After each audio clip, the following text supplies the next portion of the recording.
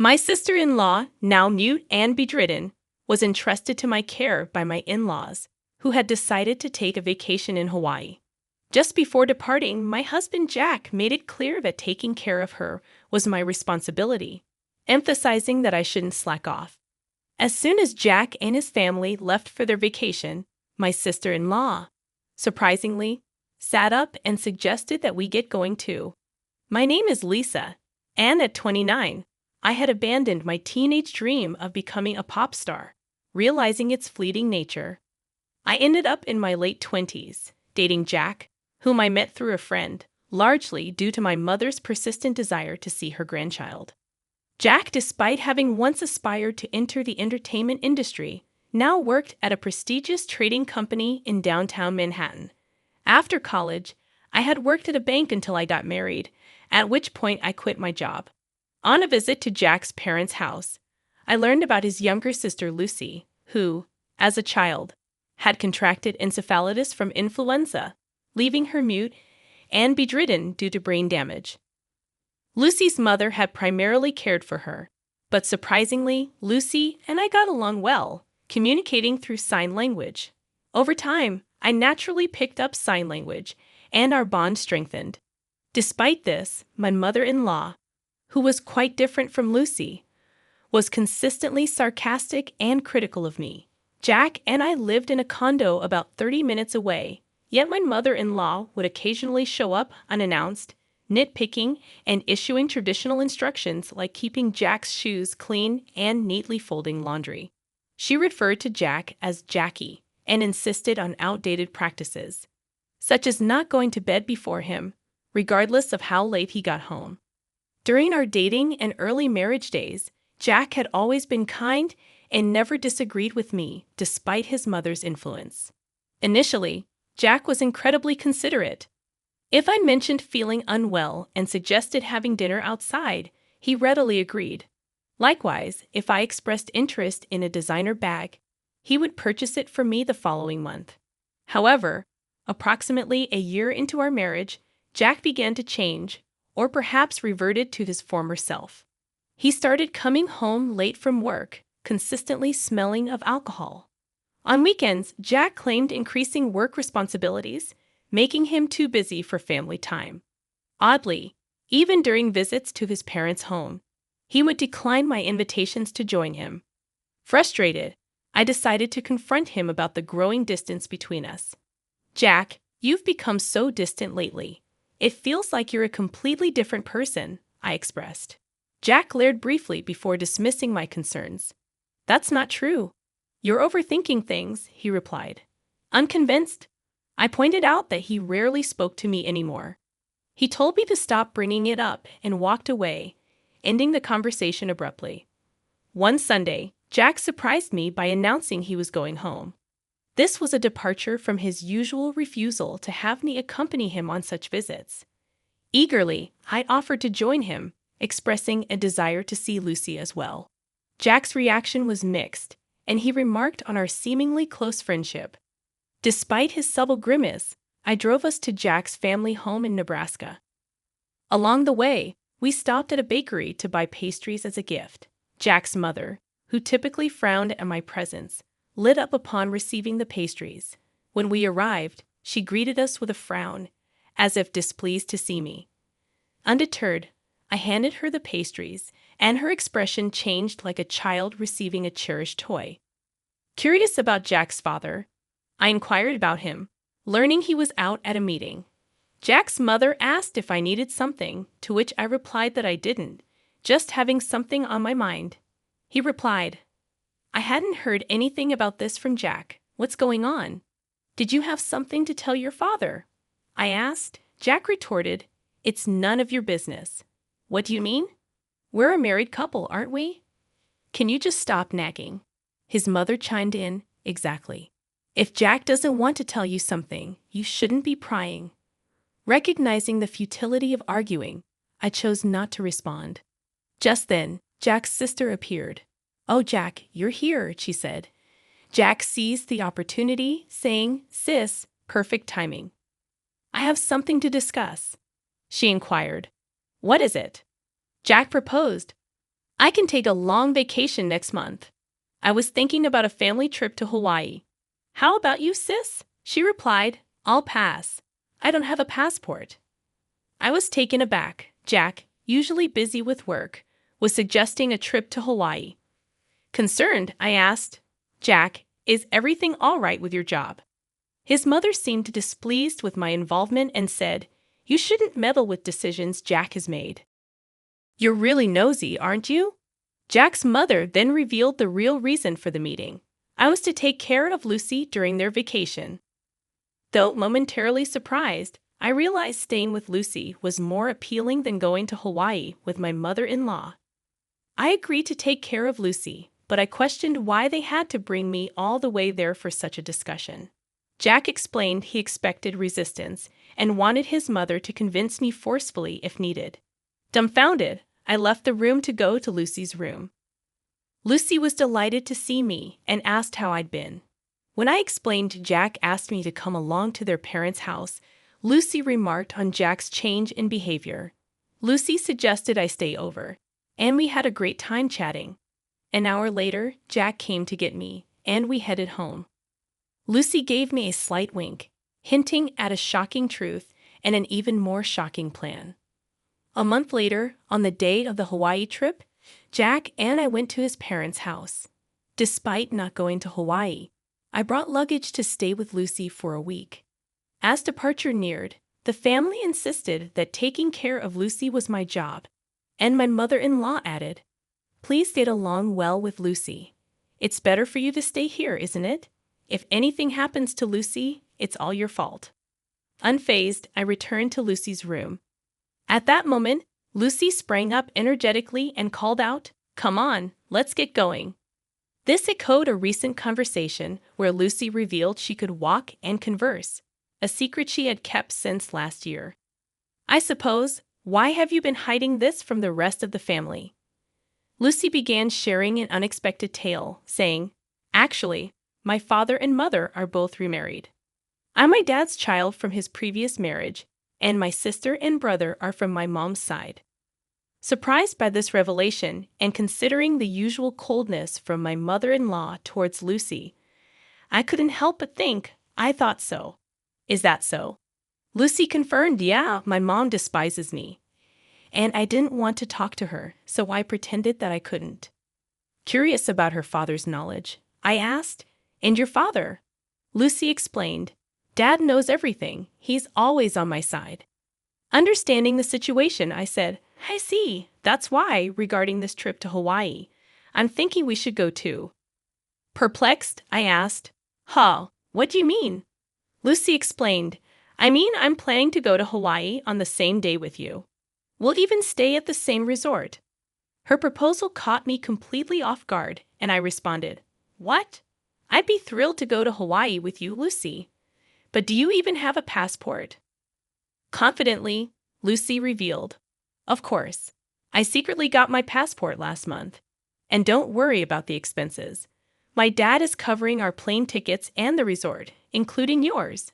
Excited about the unexpected turn of events, I said. I see. I'm really looking forward to this. That's how we ended up at the airport, Lucy and I, arriving in Hawaii early in the morning. My father-in-law, who had been supportive, was there to see us off. Expressing gratitude, I said, Thank you, father-in-law. I feel guilty for all the plane tickets and resort fees you've covered. He reassured me, saying, Don't worry about it. As long as you two have fun, I'm happy. After landing, we took a taxi from the airport and checked into the resort hotel. Lucy and I were sharing a room, and as we settled in, I mentioned to Lucy, Your father seems pretty well-traveled. Lucy shared, Yeah, he's been on several international business trips. He's even been to Hawaii a few times. Planning a surprise for Jack and the family, Lucy said, So what's the plan? I'm guessing my mom and everyone will dine at the restaurant here tonight. I'm thinking of surprising them. Excited about the idea, I replied, That sounds like fun. I'm excited. Should we get some rest to recover from jet lag? Lucy agreed. That sounds like a good idea. Unable to sleep on the plane, We took a shower, climbed into bed, and quickly fell asleep. Waking up around late afternoon, Lucy was already awake and starting to wear makeup. Apologizing for sleeping too much, I reassured her, "No, don't worry about it. I just woke up too. We really had a good sleep, didn't we?" Fully recharged and ready for our battle. Around 7 o'clock, I suggested, "I'll go and check the restaurant." As I looked for Jack and his party, I found them dining joyfully from the shadows near the entrance. Venturing deeper into the restaurant, I spotted the back of a young woman I didn't recognize. This puzzled me, as there hadn't been such a woman when they left Jack's parents' house. Straining my ears, I could intermittently hear Jack and my mother-in-law's voices. "I'm glad it's not that woman today. Yeah, I really drew the short straw. She's tainted my family record. If only we had an elegant daughter like her from the start. I want to divorce her and start fresh soon. Try to find a reason for the divorce and extract hefty alimony from that woman. Even without a cause for the divorce, it's fine. I can fabricate as many as I want. She's so bad that I want to throw her in the trash. I want to see my grandchild from you and her." My mother-in-law was giving the woman a smile she had never shown me before. I was driven by the urge to step forward and see the woman's fate, but I held it in. I returned to my room and told Lucy that it took a while. "I'm sorry, I saw something shocking. Jack brought a woman that I've never seen before." "What?" I was about to scream. Jack and my mother-in-law were continuously bad-mouthing me, and Jack even said he would find a reason for divorce. That's terrible. Jack called me a bad catch, but seeing him with another woman, I felt relieved. Now I can divorce him outright. That's a good thing. Shall we make our entrance then? Lucy and I headed towards the restaurant hall. When we entered the restaurant, we requested to sit near Jack's table and were able to get a seat quite close to them. They didn't notice our arrival as we were sitting quite close. We could hear their conversation, which was still filled with derogatory comments about me. I was amazed and ended up giving a bitter smile at how they could badmouth me indefinitely. Seeing my face, Lucy gave a nod with a smile, a cue for us to begin our counterattack. I stood up from my seat, stepped forward towards Jack, and shouted, "Are you all having a good time?" I'll never forget the look on Jack and my mother-in-law's faces at that moment. Their mouths agape and eyes wide open, they froze for a few seconds. After a few seconds, my mother-in-law finally spoke. "Why are you here? And how did Lucy get here without a wheelchair?" At her words, Lucy stood up, gave my mother-in-law a smile, and said, "I don't need a wheelchair. Thanks to you, my body and speech have returned to normal. I must have caused you quite a bit of trouble for a long time. Lucy, when did you regain your ability to speak?" "I wonder when that was. Maybe last year."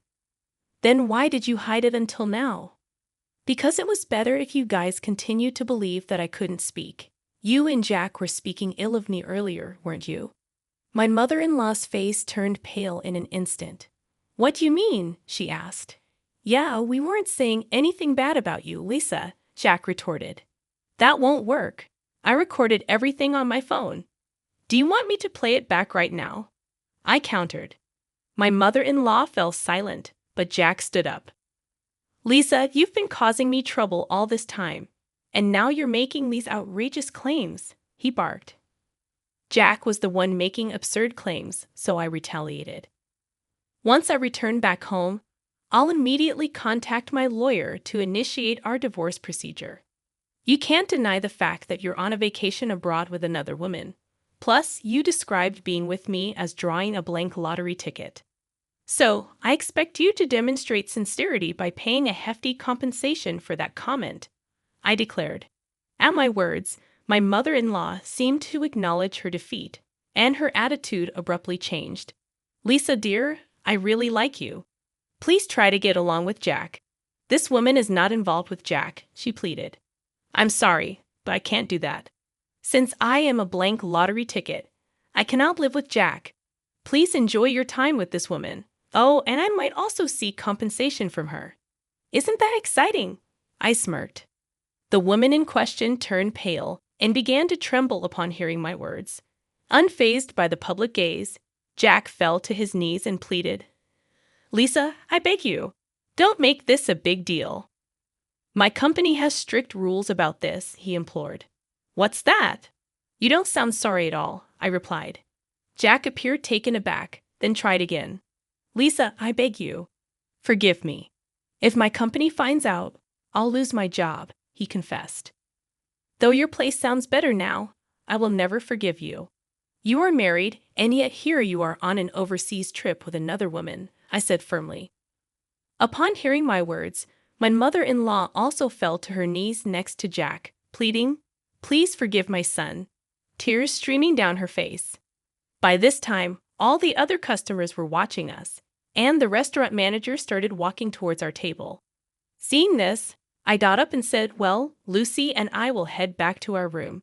You all enjoy your Hawaiian vacation. I guess things will get a bit difficult when you get back home." Hearing this, Jack cried out at the top of his lungs, "Please forgive me. I can't afford to pay any compensation." At his loud outburst, the restaurant manager frowned, instructed something to a nearby staff member, and then briskly told Jack something. It was a polite way of telling him that he was disturbing the other guests and needed to leave. However, Jack was taken aback, not understanding the manager's words.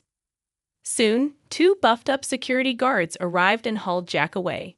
Jack was sobbing and struggling, but he was no match for the 2 bulky men. My mother-in-law and the woman were dumbfounded, unable to utter a word, while Lucy and I were also surprised by the turn of events. I thought Jack got what he deserved.